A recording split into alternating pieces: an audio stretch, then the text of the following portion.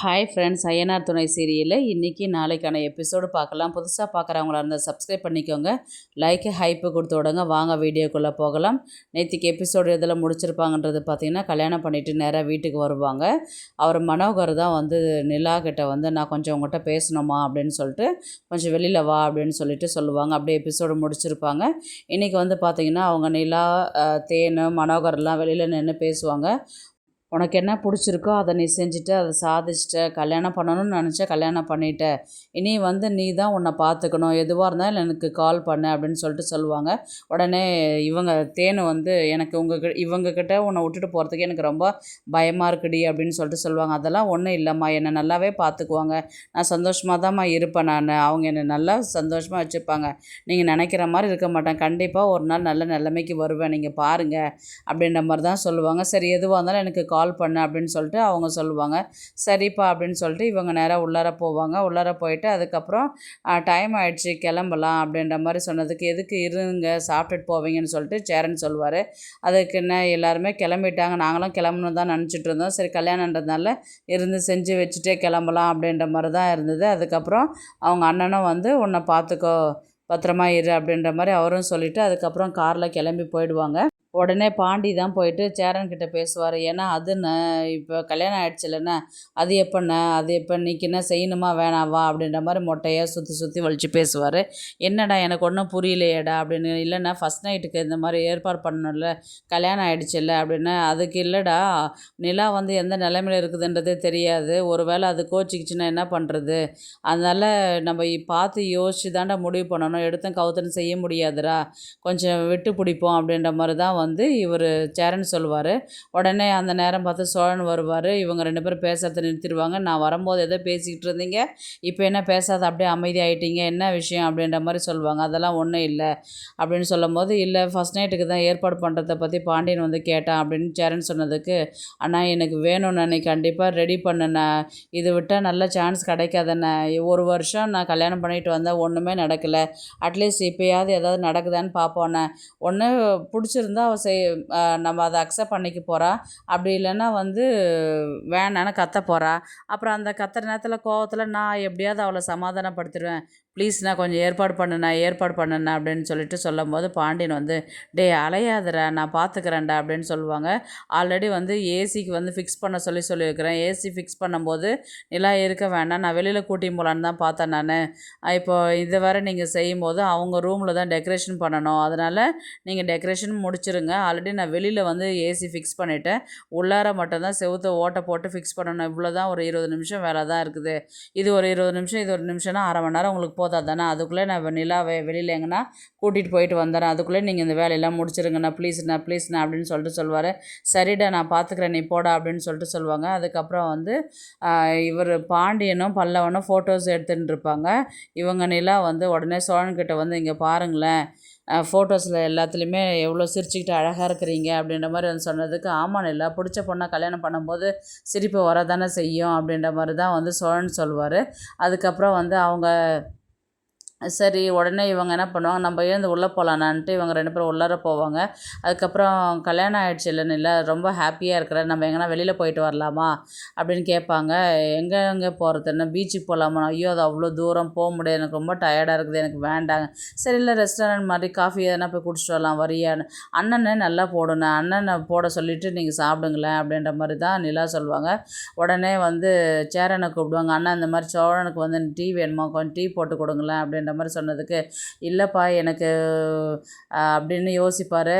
உடனே வந்து ஏன் போடுறதுக்கு யோசிக்கிறீங்க, என்ன பிளானில் இருக்கிறீங்க, 3 பேரும் ஒரே மாதிரியே சோழன் எதனா சொன்னாரா, எல்லாம் ஒரே மாதிரி நடிக்கிறீங்க அப்படின்ற மாதிரி தான் வந்து சொன்னதுக்கு, அதெல்லாம் ஒன்றும் இல்லைப்பா, உன்னை வெளியில் கூட்டின்னு போகிறேன்னு சொல்லிட்டு சோழன் வந்து சொன்னான், அதனால தான்ப்பா அப்படின்ற மாதிரி சொன்னதுக்கு, அப்படியா, அதுதான் நான் வெளியில் போகிறதுக்கு எனக்கு முடியலன்னு, டயர்டாக இருக்குது, வேண்டாம் அப்படின்ற மாதிரி நிலா வந்து சொல்லுவாங்க. அதுக்கு இல்லைப்பா, ஃபஸ்ட் டைம் கல்யாணம் ஆகிருக்கிறீங்க, வெளியில் போயிட்டு வரலாம் நான் ஆசைப்பட்றேன், அதனால தானே, சரி போயிட்டு வரலாம், எங்கே போயிட்டு வரலாம், கோயிலுக்குன்னா போயிட்டு வாங்க அப்படின்னு சொல்லிட்டு சேரன் சொல்லுவார். கோயிலுக்கு போயிட்டு வரலாம், உனக்கு ஓகேவா நிலா அப்படின்னு சொல்லி கேட்டதுக்கு ஓகேங்கன்னு. சரி வா அப்படியே போகலாம் அப்படின்னா, கோயிலுக்குன்னா நம்ம ட்ரெஸ் பண்ணிட்டு வரணும்ல, வெயிட் பண்ணுங்க அப்படின்னு.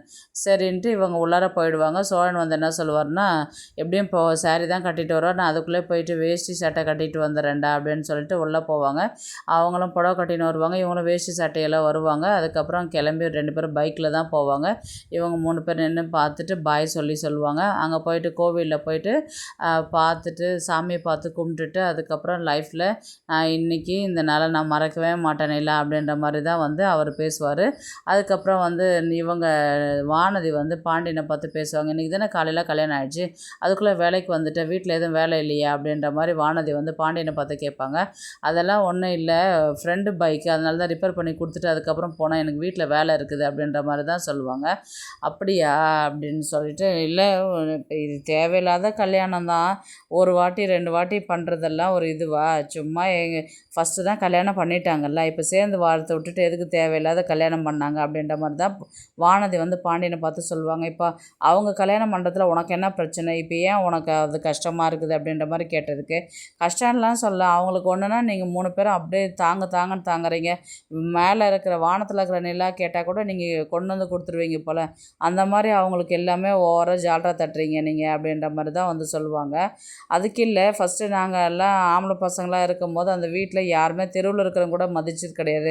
எப்போ அவங்க கல்யாணம் பண்ணிட்டு வந்தாங்களோ அவங்க எங்களுக்காகவே ஒரு மதிப்பு மரியாதை வந்து அவங்க கல்யாணம் பண்ணிட்டு வந்து எங்கள் கூட இருந்ததுனால தான் மற்றவங்களும் வந்து இது ஒரு குடும்பம், இவங்களும் இருக்கிறாங்க அப்படின்ற ஒரு அந்தஸ்து கொடுத்ததே அவங்க தான். அப்போ அவங்களுக்கு நம்ம மரியாதை கொடுக்குறதுல தப்பு கிடையாதுல்ல.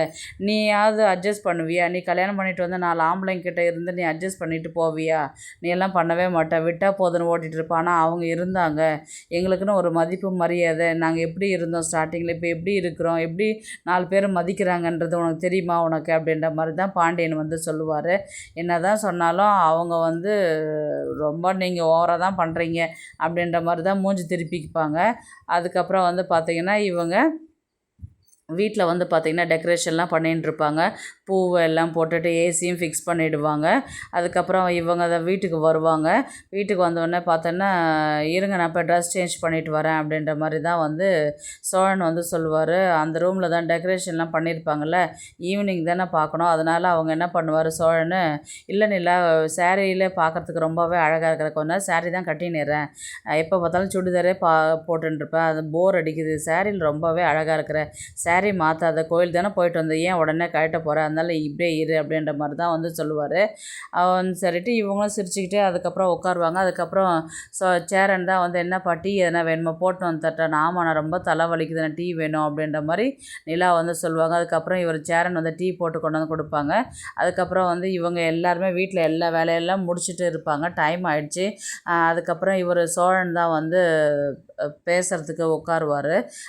என்ன நிலா என்ன பண்ணிட்டு இருக்கிறேன், என்னங்க இப்போ தான் பேசுனீங்க, இப்போ தான் போயிட்டு வந்தீங்க, மறுபடியும் வந்து என்ன கேட்குறீங்களே, உங்களுக்கு வேலையே இல்லையா, என்னை ட்ரெஸ்ஸும் மாற்ற விடாத உட்கார வச்சுட்டு உட்காந்துக்கிறீங்க, எனக்கு இது ஒரு டிஸ்கம்ஃபர்ட்டாக இருக்குதுங்க, நம்ம சுடிதார் மாற்றிட்டு வந்தால் அது கொஞ்சம் ஃப்ரீயாக இருக்கும் எனக்கு அப்படின்னு மறுபடியும் நிலா வந்து சொல்லும் போது, இது நிலா வெயிட் பண்ணு நிலா, ஏன் உள்ளார போகணுன்னே அவசரப்படுறேன், அதுக்கப்புறம் போகலாம் இறேன் அப்படி என்கிட்ட கொஞ்ச நேரம் பேசேன் அப்படின்ற மாதிரி வந்து சொன்னது. சரி என்ன பேசணும் சொல்லுங்கள் நான் பேசுகிறேன் அப்படின்னு சொன்னதுக்கு, இப்படி சடன் கேட்டால் எப்படி சொல்கிறது, நான் பேசுகிறேன் இரு அப்படின்ற மாதிரி தான் வந்து சொல்லுவாங்க. அதுக்கு அடுத்த நாள் வந்து பார்த்திங்கன்னா இவங்க டைமுக்கு உள்ளார அனுப்புகிற மாதிரி தான் இருக்கும்.